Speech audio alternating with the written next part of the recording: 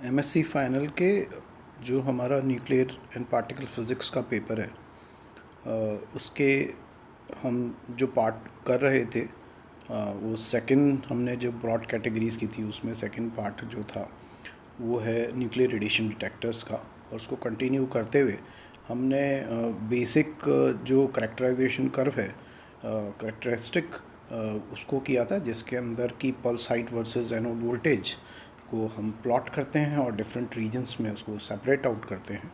और हमने वो 4 रीजन्स डिवाइड किए थे, जिसमें बताया था कि जो फर्स्ट है वो initial recombination region, then you have ionisation region, उसके बाद एक प्रोपोर्शनल रीजन, और लास्ट एक जीएम रीजन था, जिसके बाद की अवलंक हो जाता है और जो गैस के मॉलिक्यूल्स हैं वो एग्जॉस्ट हो जाते हैं और ट्यूब जो है वो लॉन्गर यूज़ में होती है। अब इसमें जो हम तीन मेन काउंटर्स हैं, उसमें आयनाइजेशन चैम्बर जो फर्स्ट पार्ट है वो हम करेंगे कि उसके बेसिक फंडामेंटल्स क्या हैं, किस तरह से ये प्रोसेस होता है इन चैम्बर्स में या काउंटर्स में। तो आयनाइजेशन चैम्बर के लिए अब जो जितने भी रेडिएशन डिटेक्टर्स हैं, वैसे जनरल फॉर्म में लें कि जो भी गैस फील्ड होते हैं, जैसा कि हमने अभी हमारा टॉपिक ऑफ डिस्कशन भी वही है, और या किसी और तरह के भी हों, तो उनके अंदर एक पल्स का बताया था कि फॉर्मेशन होता है, क्योंकि चार्ज इकट्ठा होता है और चार्ज की वजह से V is equal to Q by सी।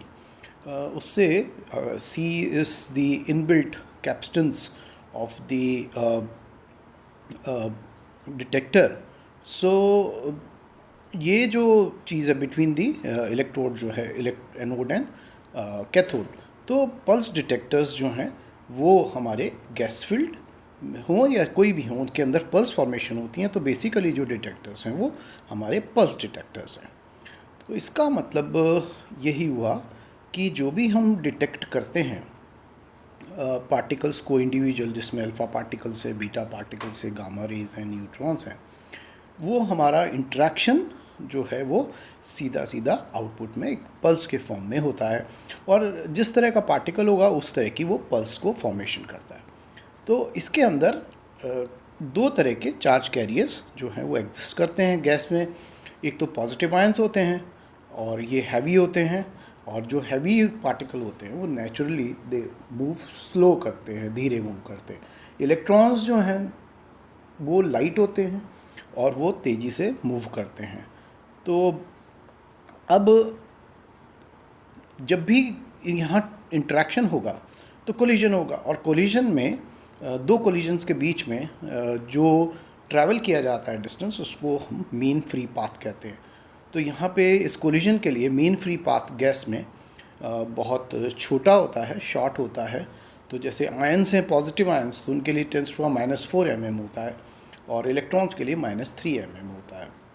तो इसलिए यदि उसकी ज्योमेट्री जो है किसी भी डिटेक्टर की अगर स्मॉल है, कन्फाइंड वॉल्यूम जो है वो स्मॉल है, तो नेचुरली उनके अंदर बहुत ज़्यादा कोलिजन्स होंगे और एनर्जी ट्रांसफ़र जो है वो रेट काफ़ी तेज़ी से बढ़ता जाएगा। और इसलिए अब ऐसे केस में अगर हम एक इलेक्ट्रिक फील्ड लगाते हैं तो जो भी वेलोसिटी गेन होगी एक्सेलरेशन से, क्योंकि field is associated with a certain force and therefore you have this acceleration, तो वेलोसिटी जो गेन होगी इस एक्सेलरेशन में वन फ्री माथ में, वो किससे कम होगी?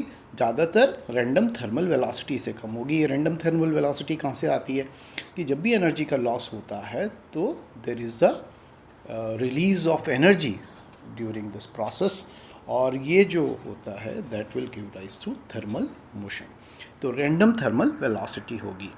लेकिन जैसे जैसे कोलिजन्स बढ़ते हैं तो हमारे रैंडम थर्मल वेलोसिटी जो है, जो बढ़त है, वो धीरे धीरे ख़त्म सी हो जाती है, क्योंकि इस केस के अंदर जो चार्ज कैरियर्स हैं वो इलेक्ट्रिक फील्ड की डायरेक्शन में ड्रिफ्टिंग करने लगते हैं।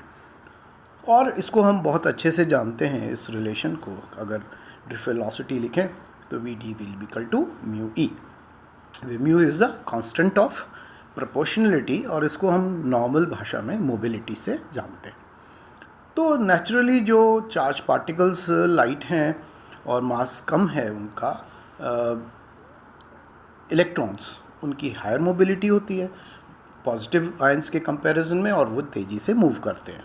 पॉजिटिव आयंस बहुत धीरे मूव करते हैं, और जैसा ट्यूब का स्ट्रक्चर बताया, आउटर इलेक्ट्रोड जो है वो एनवलप जो है वो कैथोड होता है, और central wire is basically anode. तो पॉजिटिव आयंस धीरे मूव करते हुए कैथोड की तरफ जाते हैं, जबकि इलेक्ट्रॉन जल्दी पहुंच जाते हैं एनोड।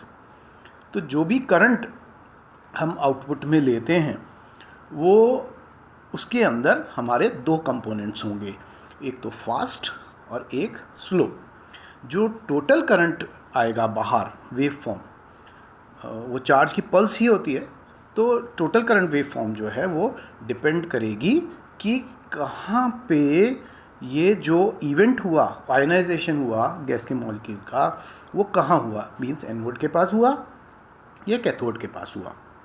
तो ये जो टोटल करंट है, अगर इसको हम डायग्राम के माध्यम से ये समझना चाहें तो इसको आप एक जो डिटेक्टर है उसको पैरेलल प्लेट कैपेसिटर के फॉर्म में करें, क्योंकि ये दो इलेक्ट्रोड फॉर्म करते हैं।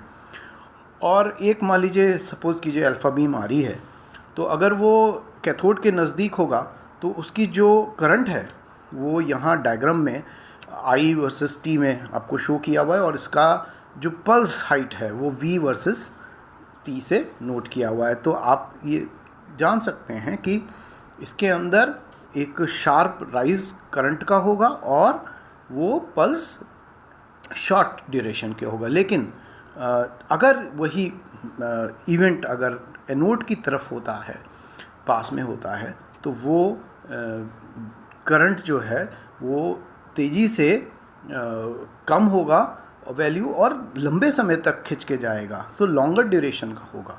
और अगर इसको वीटी कर्व ड्रॉ करना चाहें तो इसमें आप ये देख लें कि अगर एक आरसी को फिक्स्ड वैल्यू ले लें, स्मॉल वैल्यू, तो इनफाइनिट जो वैल्यू वो तो ठीक है, लेकिन जो आरसी के इनके लिए जो पल्स की विड्थ है वो भी आपके टाइम जो है बहुत लंबा टाइम ले रही है।